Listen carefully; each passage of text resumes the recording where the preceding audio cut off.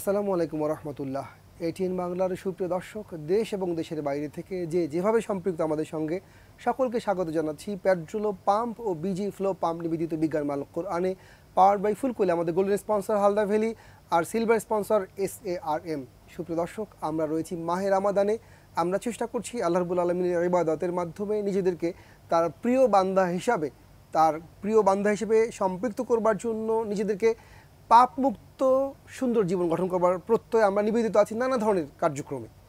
আর এই কাজ করতে যে আমরা খাবার খাচ্ছি, খাবার গ্রহণ থেকে বিরত থাকছি, এবং সাওম পালন করতে করতে আমরা অনেক সময় ইফতারের আগে দুর্বল হয়ে যাচ্ছি, আবার সাওমের পরে ইফতারের সময় আমরা এমন অনেক খাবার গ্রহণ করছি যে আবার আমাদেরকে নতুনভাবে সুস্থ না করে অসুস্থ করছে। সেজন্য আমাদের খাদ্য শৃঙ্খলার মধ্যে, খাদ্যাভ্যাসের মধ্যে এমন খাবারই পছন্দ করা দরকার যে খাবারগুলো পুষ্টিকর।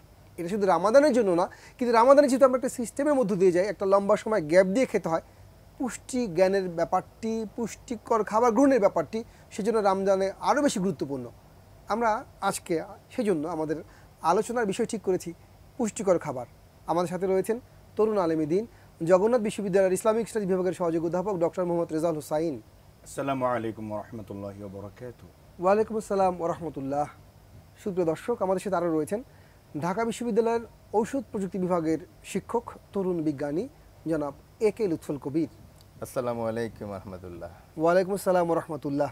আপনাদের সবাইকে এই যে চমৎকার একটা আলোচনা, রামাদান চলছে এবং কারো কারো তো রামাদানটা হলো খাবারের উপলক্ষ, এবং কিছু কিছু খাবারের দোকানের, খাদ্য তৈরি করা সংস্থার এটা হলো একটা আলাদা উৎসব, ভোজের উৎসব, প্রতিযোগিতামূলক উৎসব। এই যে এই সময় পুষ্টিকর খাবার গ্রহণ যে ভীষণ গুরুত্বপূর্ণ এবং জরুরি, সেই চমৎকার আলোচনা আপনাদের দুজনকে স্বাগত জানাচ্ছি।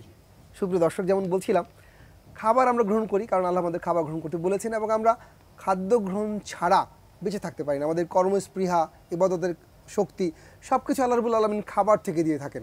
কিন্তু সেই খাবার যদি আবার আমাদের জীবন রক্ষার ক্ষেত্রে কাজে না লেগে, আমাদের সুস্থ করবার ক্ষেত্রে কাজে না লেগে আমাদের অসুস্থ করে ফেলে, সেটা তো একটা মহাবিপদের ব্যাপার। সেজন্য এই রামাদানে খাদ্য নির্বাচনে, খাদ্য গ্রহণে, খাদ্যের পুষ্টির মান সম্পর্কে স্বচ্ছ ধারণা নিয়ে আমাদের সামনে এগোনো দরকার।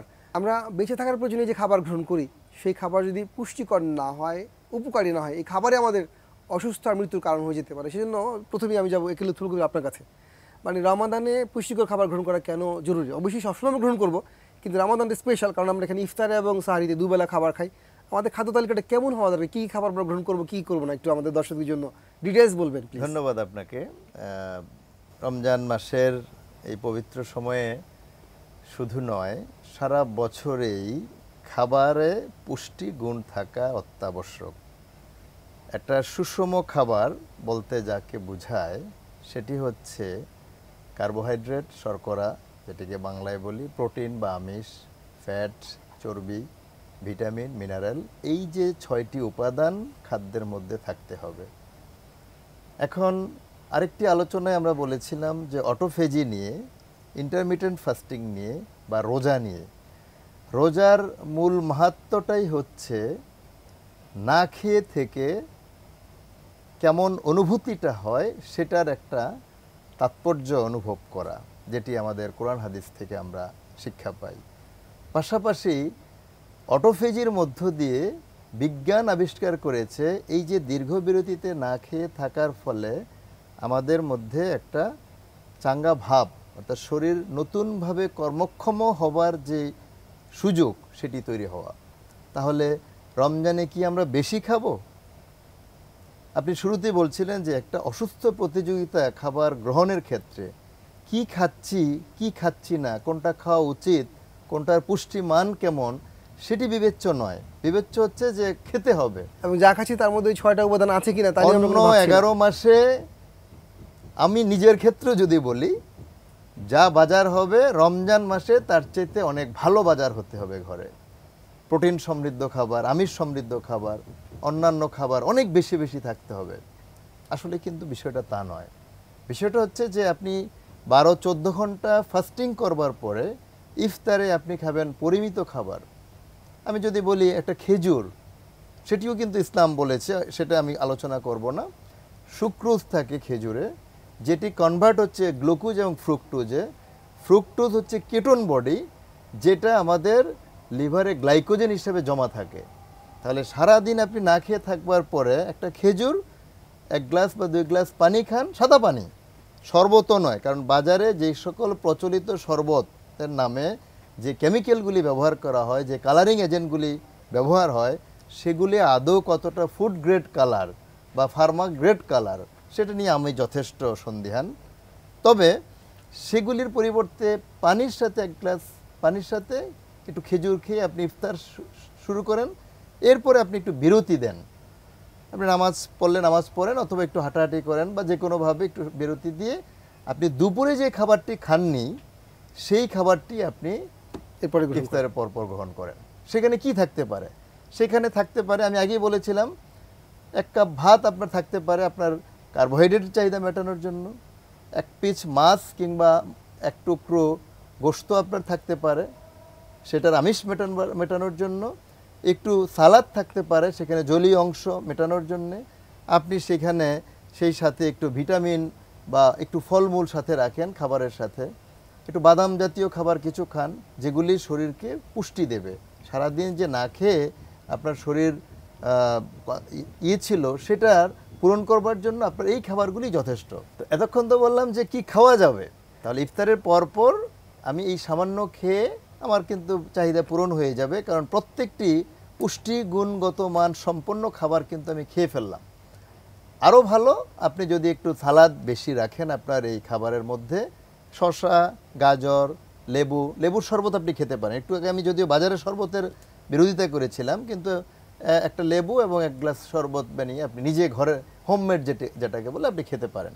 তবে এটি অবশ্যই খাবারের পরে, নাহলে অ্যাসিডিটি হওয়ার একটা সম্ভাবনা থাকবে। লেবুটা খাবারের পরে খাবে। খাবারের পরে। এখন আসি যে তাহলে আমরা কি খাচ্ছি প্রতিনিয়ত আমাদের দেশে কিংবা এই সাবকন্টিনেন্টে? ইফতার মানেই হচ্ছে ডুবো তেলে ভাজা খাবার, চিকেন ফ্রাই থেকে শুরু করে বড় বাপের পোলায় খায় ইত্যাদি ইত্যাদি, বেগুনি, নানান নামের খাবার পাওয়া যায় বাজারে। সেই খাবারগুলি অতি অবশ্যই বর্জন করা উচিত। ওর সাথে মুড়িও থাকে। মুড়ি, সাদা মুড়িতে খুব একটা অসুবিধা নাই, আপনি ছোলা খেতে পারেন। ছোলাটা কার্যকরী, কারণ ছোলাতে যে পুষ্টিগুণ থাকে সেটি আপনার শরীরকে গঠন করবার জন্য খুবই উপাদেয়। কিন্তু সেই সাথে যে এই যে ডুবো তেলে ভাজা আপনার ছোলা, বেগুনি, পেঁয়াজু, তারপরে অন্যান্য যে খাবারগুলি, হ্যাঁ, ফ্রাইড জাতীয়, সেগুলি আপনাকে পরিহার করতে হবে। কারণ মুড়ির মধ্যেও কেমিক্যাল দিয়ে নাকি এগুলো, মুড়িতে ইউরিয়া দিয়ে মুড়িটাকে ফোলানো হয়, এটা ঠিক, কিন্তু এই ইউরিয়াটা শরীর থেকে বের হয়ে যায়। এটা নিয়ে অত আমাদের চিন্তিত হবার কোনো কারণ নেই। কারণ হচ্ছে আমরা তো মুড়ি 4 বেলা খাচ্ছি না, আমি 1 মুঠ মুড়ি খাচ্ছি, যেটুকু পরিমাণ ইউরিয়া দেওয়া হচ্ছে সেখানে, সেটা আমাদের এক্সক্রিশনের সাথে শরীর থেকে বেরিয়ে যায়, অসুবিধা হচ্ছে না। পাশাপাশি আপনি ফ্রুটস জাতীয়, এখন অনেকেই বলবেন যে গরিব মানুষ কি খাবে, এখন তো ফলের বাজার অনেক বেশি, অনেক দামি দামি ফল বাজারে পাওয়া যায়, অল্প দামের ফলও কিন্তু বাজারে আছে, যেগুলি আমাদের এই মৌসুমি ফলের সিজন আসতেছে, আপনি এগুলি খেতে পারেন এবং খুব সহজেই আপনার পুষ্টির চাহিদাটা আপনি পূরণ করতে পারেন। তবে আমি বারে বারে বলছি, এই যে তেলে ভাজা, কারণ এখানে যে ট্রান্স ফ্যাটটা থাকে, এটা শরীরের জন্য খুবই ক্ষতিকারক, এবং সেগুলি লিভারে জমা হয়ে একসময় ফ্যাটি লিভার, আমাদের খুব পরিচিত একটা অসুখ, ফ্যাটি লিভার হতে পারে। এবং কেমিক্যাল যেগুলি রাসায়নিক ব্যবহার করে, যে সমস্ত রঙগুলি ব্যবহার করে, সেই রঙগুলি শরীরে ক্যান্সারের মতো কঠিন রোগ তৈরি করতে পারে। কারণ হচ্ছে এগুলি বডিতে এক্সক্রিশন হবে না, এগুলি কিডনি আমাদের ফিল্টার করতে পারে না, যে কারণে আস্তে আস্তে একটা সময় কিডনি ডিজিজ হতে পারে, ক্যান্সারের মতো একটা কঠিন রোগ হতে পারে। হ্যাঁ, তো যাদের অলরেডি ডায়াবেটিস বা উচ্চ রক্তচাপ কিংবা হার্টের অসুখ আছে, সেই অসুখগুলি থেকে, মানে সেই সকল অসুস্থ রোগের জন্য খাবারের সিলেক্টিভিটিটা আরও বেশি ইম্পর্ট্যান্ট। অনেক ধন্যবাদ লুৎফুল কবির। সুপ্রিয় দর্শক, আমরা চমৎকার শুনছিলাম যে এই যে আমরা সাওম পালন করছি, ইফতারে আমরা যে খাবারটি গ্রহণ করি, সেই খাবারটি না পূর্ণ জ্ঞানে না স্বাস্থ্যবিদ্যায় কোনো ক্ষেত্রেই সেই খাবারটি আমাদের জন্য না স্বাস্থ্যকর না পুষ্টিকর বরং ক্ষতিকর। কাজে আমরা বাংলাদেশিরা যেন এক্ষেত্রে ভীষণ সাবধান থাকি যে আমাদের মধ্যে রমাদান যেমন ফরজ, সাওম পালন যেমন ফরজ, আমাদের মনে হয় একটা ধারণাই প্রবর্তিত হয়েছে যে এই সাওমে ইফতারে বেগুনি পেঁয়াজের মতো খাবার খাওয়া ফরজ। আমাদের প্রবণতা দেখে এরকম মনে হয়। আমাদেরকে অবশ্যই এই জায়গা থেকে বের হয়ে আসতে হবে। খাবারের ক্ষেত্রে পুষ্টিমান স্বাস্থ্যকর খাবার অবশ্যই নির্বাচন করতে হবে। আমরা এই নিয়ে কোরআন থেকে হাদিস থেকেও শুনবো কী বলেছে। তার আগে ছোট্ট একটা বিরতিতে যাব, আমাদের সঙ্গে থাকুন, ফিরছি শিগগির ইনশাআল্লাহ। সুপ্রিয় দর্শক, বিরতির পর ফিরে এলাম পেট্রোল পাম্প ও বিজি ফ্লো পাম্প নিবেদিত বিজ্ঞান মাল কোরআনে পাওয়ার্ড বাই ফুলকলি। আমাদের গোল্ডেন স্পন্সর হালদা ভ্যালি আর আমাদের সিলভার স্পন্সর SARM। আমরা শুনছিলাম আমাদের খাদ্যাভ্যাস নিয়ে, রামাদান নিয়ে, যেখানে আমরা আমাদের ক্ষতি করবার প্রবণতায় লিপ্ত রয়েছি যদি না আমরা এখন যা খুশি সেখান থেকে ফিরে আসি। আমাদের খাদ্যাভ্যাস ঠিক করতে হবে, আমাদের পুষ্টিগুণ সমৃদ্ধ খাবার খেতে হবে এবং ইফতার করবার সাথে সাথেই তেলযুক্ত চর্বিযুক্ত খাবার নিয়ে বসার যেই ধারা আমরা তৈরি করেছি অবশ্যই বর্জন করতে হবে। আল কোরআন এবং আল হাদিসও কিন্তু আমাদের সেই আদেশেই দেয়, সেই নির্দেশনা দেয়। সরাসরি এটা বলবে না যে পেঁয়াজও খাওয়া নিষেধ, কিন্তু আল কোরআন আল হাদিস যেভাবে বলেছে, যে ভাষায় বলেছে, তার অন্তর্নিহিত তাৎপর্য এটাই যে আমরা এমন খাবারই খাবো যা আমাদের জন্য কল্যাণকর। যাবো ডক্টর রেজা, আপনার কাছে জানতে চাইবো যে আল কোরআন আল হাদিস পুষ্টিকর খাবার গ্রহণের সুনির্দিষ্ট কোনো নির্দেশনা দিয়েছে কিনা, বা দিলে কীভাবে দিয়েছে, আমাদের দর্শকদের জন্য খুবই দরকার। প্রথমে আল্লাহ তাআলার শুকর গুজার হই। আল্লাহ আমাদের সুস্থ রাখছেন, এই রমাদানে আমরা রোজা রাখছি আলহামদুলিল্লাহ, এবং দুরূদ প্রেরণ করছি বিশ্বনবী মুহাম্মদ সাল্লাল্লাহু আলাইহি ওয়াসাল্লামের প্রতি, সাল্লাতু ওয়াসসালামু আলা রাসূলিল্লাহ। দেখুন, আমরা জানি যে বিশুদ্ধ খাবার এটা কতটা প্রয়োজন। একটা কথা আমরা সবসময় বলে থাকি, স্বাস্থ্যই সকল সুখের মূল। যখন আমরা ভেজালযুক্ত খারাপ খাবার খেয়ে অসুস্থ হয়ে পড়ি, ছোট একটা অসুখ হলেও আমরা হয়তো মনে করি যে জ্বর হয়েছে, সর্দি হয়েছে, কাশি হয়েছে, এটা তেমন আর কি, অনেকে গুরুত্বও দিই না। কিন্তু যার হয় সে বুঝতে পারে, সারা রাত কিন্তু সে ঘুমোতে পারে না। তো এই যে খাবারের সাথে, যেটি লুৎফুল কবির বলছিলেন চমৎকারভাবে, যে খাবারের সাথে এই যে মানুষের স্বাস্থ্যর যে সম্পর্ক, সুস্থ থাকা অসুস্থ হওয়ার যে সম্পর্ক, ডেফিনেটলি এটি আছে। এবং এই জন্য কোরআন আল্লাহ সুবহানাহু ওয়া তাআলা ভেজাল মুক্ত, নির্ভেজাল, বিশুদ্ধ খাবার গ্রহণের কথা আদেশ করেছেন। আল্লাহ তাআলা বলেছেন, হ্যাঁ, কুলু ওয়াশরাবু, তোমরা খাও পান করো, তবে কি খাবার? কোরআন আল্লাহ তাআলা বলেছেন সূরা আল বাকারার 172 নম্বর আয়াতে, ইয়া আইয়ুহাল্লাযীনা আমানু কুলু মিন তাইয়্যিবাত মা রাযাকনাকুম। স্পষ্টভাবে আল্লাহ তাআলা বলে দিচ্ছেন, তোমরা খাও তৈয়ব খাবার, যেটা রিজিক হিসেবে দেওয়া হয়েছে। মোহতারাম, দেখুন কোরআনে এই তৈয়ব খাবার এই বিষয়ে প্রায় 20টির মতো আয়াত আল্লাহ তাআলা নাযিল করেছেন। কতটা ইম্পর্টেন্স দিয়েছেন, যে অসংখ্য আয়াত দিয়ে আল্লাহ তাআলা বোঝাতে চাইলেন যে তুমি নিজেকে যদি সুস্থ রাখো, আর মানুষ সুস্থ থাকলেই তো সুস্থ মতে ইবাদতও করতে পারে। আমরা যদি অসুস্থ হয়ে পড়ি তখন কি আর রোজা রাখতে পারি? আমরা কি তারাবি পড়তে পারি? আমরা কি তাহাজ্জুদ করতে পারি? আমরা কোনো ইবাদতে কিন্তু আমরা কনসেন্ট্রেট করতে পারি না যখন অসুস্থ হয়ে যাই। তো এই জন্য আল্লাহ তাআলা সুস্থ রাখার জন্য এতটা গুরুত্ব দিলেন যে বিশুদ্ধ খাবার, নির্ভেজাল খাবারের জন্য এই তৈয়ব শব্দ ব্যবহার করে 20টি আয়াত আল্লাহ তাআলা আমাদেরকে দিয়েছেন। এবং এখানে এই যে তৈয়ব শব্দটি ব্যবহৃত হয়েছে, মুফাসসিরিনগণ এর অনেকগুলো অর্থ করেছেন। এর মধ্যে একটি হচ্ছে উন্নত, জীবাণুমুক্ত, নির্ভেজাল, স্বাস্থ্যকর, রুচিসম্মত, পুষ্টিকর খাবার, যেটা নিয়ে আমাদের আজকের আলোচনা। অর্থাৎ মোটা দাগে আমাদেরকে পুষ্টিকর খাবার গ্রহণ করতে হবে, পুষ্টিমান আছে এমন খাবার। অর্থাৎ শুধুমাত্র রমাদানে না, এটা একেবারে সারা বছরে, সারা জীবন আমাদের পুষ্টিকর খাবারের দিকে যেতে হবে।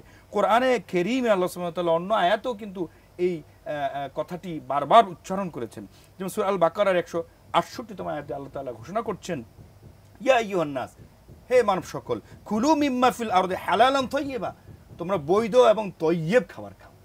একটা তো হালাল মানে বৈধ পথে, দুর্নীতিমুক্ত পথে, আরেকটি বলছে তৈয়ব, বিশুদ্ধ, নির্ভেজাল, রুচিশীল, রুচিসম্মত এবং হেলদি, স্বাস্থ্যকর এই খাবার। তো এই কথাগুলি আরও কোরআনে অন্যান্য আয়াতে আমরা পাই, এবং কোরআনে অন্যান্য আয়াতে এগুলোই আমরা দেখি কী ধরনের খাবার, কিছু নমুনাও বলা হয়েছে। যেমন লুৎফুল কবির চমৎকারভাবে বলছিলেন বিভিন্ন আইটেমগুলির কথা, ফ্রুটসের কথা, সবজির কথা। কোরআনে এরকম কিছু নির্দেশনা এসেছে, যেমন খেজুর, জলপাই, ঝুমুর, আঙ্গুর, আনার, মধু, দুধ, এইসব খাবারের কথা আল্লাহ তাআলা কিন্তু কোরআনেও বলেছেন, এবং এই খাবারগুলোর ব্যাপারে বলেছেন এই খাবারগুলি আমাদের জন্য খুবই উপাদেয় এবং খুবই হেলদি। এবং তাছাড়াও ফলমূল, সবজি, ইত্তকার, আপনি জানেন যে সূরা ৩-এর মধ্যে কিন্তু জৈতুনের কথা আছে। হ্যাঁ, এবং এই জাইতুন যে কতটা স্বাস্থ্যকর এখন আধুনিক মেডিকেল সায়েন্স সেটা কিন্তু প্রমাণ করছে, বলছে এই জাইতুনের কথা। তারপরে মধুর কথা কোরআনে আছে, যেটা মেডিকেল সায়েন্সও বলছে। এবার এই খাবারগুলিকে জান্নাতি খাবার বলা হয়। তারপর কালো জিরার কথা কালো জিরার কথা নবী সাল্লাল্লাহু আলাইহি ওয়াসাল্লাম বলেছেন, অনেক সায়েন্টিফিক ভ্যালু আছে, ব্যাখ্যা আছে, এবং স্পষ্টভাবে কালো জিরার কথা হাদিসে এসেছে। এবং এই বিষয়গুলি এই জন্য আল্লাহ তাআলা আমাদেরকে সূরা আর রহমানে অনেকগুলি বিষয়ে এই বিভিন্ন ফলমূলের কথা আল্লাহ তাআলা বলেছেন। এবং নবী সাল্লাল্লাহু আলাইহি সাল্লাম পুষ্টিকর খাবার খেতে পছন্দ করতেন, এবং সবসময় তিনি, যেটা আপনি বারবার বলছিলেন, পুষ্টি মান মানে নিউট্রিশন স্ট্যান্ডার্ড ভ্যালু, এই ধরনের খাবার নবী সাল্লাল্লাহু আলাইহি ওয়াসাল্লাম পছন্দ করতেন। তার মধ্যে খেজুরের কথা এসেছে, যে খেজুর খেতে পছন্দ করতেন নবীজি। সবজি খেতে পছন্দ করতেন প্রচণ্ডভাবে, লাউ পছন্দ করতেন। আলাদাভাবে এক মজলিসে খাবারের সময় নবী সাল্লাল্লাহু আলাইহি ওয়াসাল্লাম লাউ দেওয়া পরিবেশন করছিল, সাহাবী নবী সাল্লাল্লাহু আলাইহি ওয়াসাল্লাম বলেন আমাকে আরেকটু লাউ বাড়িয়ে দাও। সুবহানাল্লাহ। এই যে খাবার, যেটা আপনি বলছিলেন যে সবজি খাওয়ার কথা, লাউয়ের কথা, পেঁপে, যেটা আমাদের জন্য সহজে পচনশীল এবং গ্রিন ভেজিটেবল, এই সব পুষ্টিমান সম্পর্ক খাবারের কথা কোরআন এবং হাদিসে নবী সাল্লাল্লাহু আলাইহি ওয়াসাল্লামের যে খাবার গ্রহণ চর্চার মধ্যে আমরা সেটা কিন্তু দেখতে পাই। তো এই জন্য এই রমাদানে আমরা যেন, যেটি আপনি বলছিলেন যে এই যে আমরা যেসব খাবার ইফতারে পসরা নিয়ে বসি, যেখানে রিচ ফুড, বিরিয়ানি, তারপর খেপসা, ইত্তকার, ইদানিং এগুলো খুব দেখা যাচ্ছে। এবং আরও আমরা দেখতে পাই যে এই যে ইফতার পার্টিগুলি এবং সাহারি পার্টি ইদানিং হচ্ছে, মানে খাবারের যেন একটা ফুড ফেস্টিভ্যাল, রোজার যে মূল তাৎপর্য সেখান থেকে বিচ্যুত হয়ে আসছে, সেটা বের হয়ে যে আমরা এই জাতীয় আনহাইজেনিক এবং আনহেলদি খাবার খেয়ে নিচ্ছি। তো এতে করে আসলে রোজা যে আমাদের যে উপকারটা করছে, যেটা কোরআনে আল্লাহ তাআলা বলেছেন যে আনতাসুমু, যে রোজা রাখো, এটা তোমাদের জন্য বিশেষ কল্যাণ। সেই কল্যাণ লাভে আমরা ব্রতী হচ্ছি না, বরং এটা আমাদের জন্য, অনেকে বলে যে রোজা তো ঠিকই করলাম, কই সুস্থ তো হলাম না, এতে কোনো কাজ করলো না। কিন্তু আমরা যে ইফতার এবং সাহারিতে অপুষ্টিকর খাবার খেয়ে আমরা 12টা বাজিয়ে দিচ্ছি, সেটার আমরা তো লক্ষ্য করছি না। আমরা তো আসলে একতরফা ভাবলে হবে না, আমরা আসলে নিজেদেরকে ক্ষতি করছি নিজেদের হাতে। সুপ্রিয় দর্শক, আমরা শুনছিলাম আসলে আমরা যে খাদ্যাভ্যাস গড়ে তুলেছি এবং জাতীয়ভাবে যেই বিষয়টির চর্চা করছি, তার সাথে রাসূলের সুন্নাহের, সাহাবীদের সুন্নাহের কোনো সম্পর্ক নেই, বরং তারা সবসময় পুষ্টিকর স্বাস্থ্যকর খাবারই খেতেন। আর আমরা সেখানে, যেমন আমরা বলছি যে একটা খাদ্য উৎসব তৈরি করেছি, যে উৎসবের মূল প্রেরণা কত বেশি ভোগ করতে পারি, অথচ আল কোরআন, আল হাদিস, রাসূলের সুন্নাহ থেকে আমরা যেভাবে জানি, সেটা হলো বিরত থাকার এই মাস খাবার থেকে, বিরত থাকার এই মাস অপচয় থেকে। আমরা সেই জায়গাগুলোতে কোনো হাইলাইট না করে আমরা হাইলাইট করছি সেই দিকে যে কিভাবে আরো বেশি ব্যয় করা যেতে পারে, আমাদের মধ্যে কিন্তু আসছে না। বরং আমরা এই ক্ষেত্রে একটা কথা বলবার চেষ্টা করি যে রমজানে কোনো ব্যয়ের কোনো হিসাব হবে না, এরকম একটা কথা আমরা ঢালাওভাবে বলে দেওয়ার চেষ্টা করি। সেটা দানশীলতার ক্ষেত্রে হতে পারে, কিন্তু খাদ্য গ্রহণের ক্ষেত্রে অবশ্যই আমাদেরকে পুষ্টিকর স্বাস্থ্যকর খাবারই গ্রহণ করতে হবে। আমরা শুনবো আরও আলোচনা, তার আগে ছোট্ট একটা বিরতিতে যেতে চাই। আমাদের সঙ্গেই থাকুন, ফিরছি শিগগির ইনশাআল্লাহ। সুপ্রিয় দর্শক, বিরতির পর ফিরে এলাম পেট্রোল পাম্প ও বিজি ফ্লো পাম্প নিবেদিত বিজ্ঞান মাল কোরআনে, পাওয়ার্ড বাই ফুলকলি। আমাদের গোল্ডেন স্পন্সর হালদা ভেলিয়ার, সিলভার স্পন্সর SARM। আমরা আমাদের রমজানের বিশেষ করে খাদ্যাভ্যাস কেমন হওয়া দরকার, কী ধরনের পুষ্টিকর খাবার গ্রহণ করব, কেন করব, তা নিয়ে কোরআন থেকে, হাদিস থেকে দুভাবেই আমরা শুনেছি। এবং আমরা এটাও জেনেছি যে আমরা যেই খাদ্যাভ্যাসটি বহন করে চলেছি, এটি কোনো ক্রমে আমাদের জন্য না স্বাস্থ্যকর না ইসলাম সম্মত, মানে ইসলামও সমর্থন করে না, স্বাস্থ্যবিজ্ঞানও সমর্থন করে না। এই যেই খাবার আমরা খাচ্ছি, অপুষ্টিকর খাবার, তৈলাক্ত খাবার, এবং খাদ্যাভ্যাসের ক্ষেত্রে আমরা যে পরিমাণ খাবারকে বা যেই ধরনের খাবারকে অগ্রাধিকার দিচ্ছি, এই অভ্যাস আমাদেরকে কোন জায়গায় নিয়ে যেতে পারে, কী ধরনের প্রতিক্রিয়া তৈরি হতে পারে, এগুলো উত্তর কবির আপনাকে জানতে চাই। যেই খাবার আমরা খাচ্ছি কি ক্ষতি করে আমাদের জীবন সামনে অপেক্ষা করছে? ধন্যবাদ আপনাকে। আসলে এই যে রমজানে আপনি বলছিলেন খাবারের মহোৎসব, এই মহোৎসবটা যদি পজিটিভ খাবার অর্থাৎ ভালো খাবারের ক্ষেত্রে হতো, সুষম খাবারের ক্ষেত্রে হতো, পুষ্টিকর খাবারের ক্ষেত্রে হতো, তাহলে কিন্তু একটা ব্যাখ্যা দেওয়া যেত যে না ঠিক আছে খাচ্ছি আমি। কিন্তু আমাদের সবই হচ্ছে অস্বাস্থ্যকর খাবার, খোলা বাজারে, খোলা। রমজান মাসেই একমাত্র মাস, আমি জানি না সবচেয়ে বড় বড় রেস্টুরেন্টগুলি সবসময় তারা ভেতরে খাবার পরিবেশন করে, সামনে পরিবেশন করে রমজান মাসে তারা সবার সম্মুখে নিয়ে আসে। এটা একটা সাইকোলজি হতে পারে মানুষকে দেখানোর জন্য, কিন্তু এই খাবারগুলি তো সকালে তৈরি করছে, খাচ্ছে সন্ধ্যায়, 12 ঘন্টা পর প্রায়। যত ধরনের ইফতার পার্টি, ইফতার মাহফিল বা ইফতার উৎসব বলি, সব খাবারে অর্ডার দেওয়া হয়, সেই খাবারগুলি সকালের রান্না খাবার আসে বিকালে। তাহলে আমরা কি খাচ্ছি? এক তো ভাজা পোড়া খাচ্ছি, তৈলাক্ত খাবার খাচ্ছি, অপুষ্টিকর খাবার খাচ্ছি, আবার এই খাবারগুলিতে there is a 100% chance of growing micro organism খোলা থাকছে, খোলা, মাছি উন্মুক্ত, ধরছে, উন্মুক্ত থাকছে। তো এই যে আরেকটা খাবারগুলি, ব্যাপার আছে আমাদের ঢাকা শহর সম্পর্কে আমরা জানি যে কিরকম পলিউশন হয়। হ্যাঁ, হ্যাঁ, আমাদের বায়ুতে দূষণে আমরা শীর্ষে, কোনো সন্দেহ নাই। তো এই যে মানে এই খাবারও তো যাচ্ছে পলিউশন। রাইট, এক্স্যাক্টলি যাচ্ছে। এই যে পার্টিকেলগুলি, এই যে মাইক্রো পার্টিকেলগুলি বা মাইক্রো অর্গানিজমগুলি ধুলাবালি থেকে, বাতাস থেকে, সয়েল থেকে, বিভিন্ন জায়গা থেকে যে আসছে, এই খাবারগুলি যুক্ত হচ্ছে খাবারে, এবং সেই খাবারটা আমরা ওরালি খাচ্ছি, মানে মুখে খাচ্ছি, এবং ইফতারের স্টমাকে সময় যাচ্ছে। তাহলে প্রথমেই বোঝা যাচ্ছে যে মুখগহ্বর থেকে শুরু করে আমার পুরো যে গ্যাস্ট্রোইন্টেস্টিনাল ট্র্যাক্ট আমরা যেটাকে বলে থাকি, প্রত্যেক জায়গায় এফেক্টেড হচ্ছে ডিউ টু আনহাইজেনিক এবং আনহেলদি ফুডসের কারণে। এখন সেখানে হতে পারে পেটের পীড়া, আমরা বলি যে গ্যাস্ট্রিক, আপনি বলছিলেন যে রোজা রাখছি কিন্তু গ্যাস্ট্রিক সারছে না, রোজা রাখছি কিন্তু আমার এটা ভালো হচ্ছে না, ভালো হবে কিভাবে?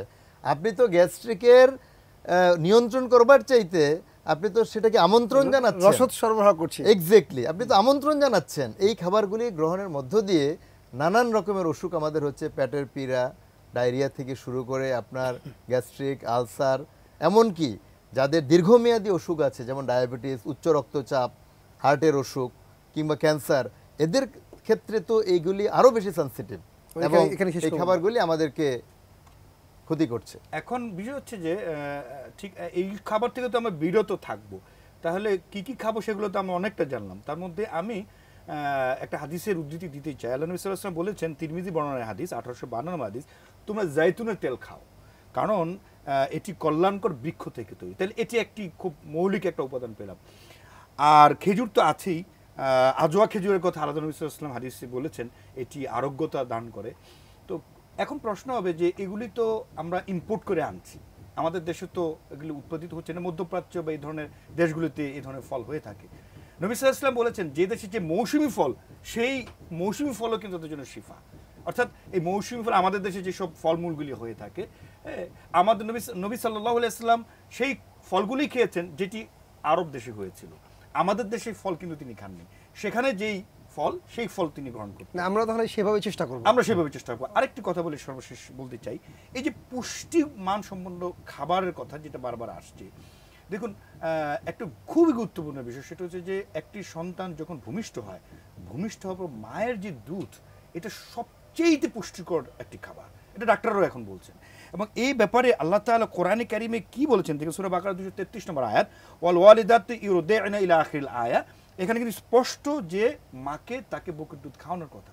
এবং পাশাপাশি এই আয়াতের শেষের দিকে আবার পিতামাতার ক্ষেত্রে, একটা ছোট বাচ্চা, তাকে তো পুষ্টিকর খাবার সেটা বুঝবে না কোনটা ভালো খাবার কোনটা খাবার, সেখানে কিন্তু আল্লাহ তাআলা স্পষ্ট বলেছেন, ও আলাল মাউলুদি লাহু রিজকুহুন্না ওয়া কিসওয়াতুন বিল মারুফ, বাবা মা যেন তার যে খোরপোশ এবং খাবার দেয়, এটা যেন ভালো পুষ্টিগুণ খাবার তাদেরকে প্রোভাইড করে, এটাও কিন্তু আল্লাহ তাআলা আদেশ করে দিয়েছেন। আলহামদুলিল্লাহ, অনেক ধন্যবাদ ডক্টর রেজা, ধন্যবাদ লুৎফুল কবির, আপনাদের দুজনকেই।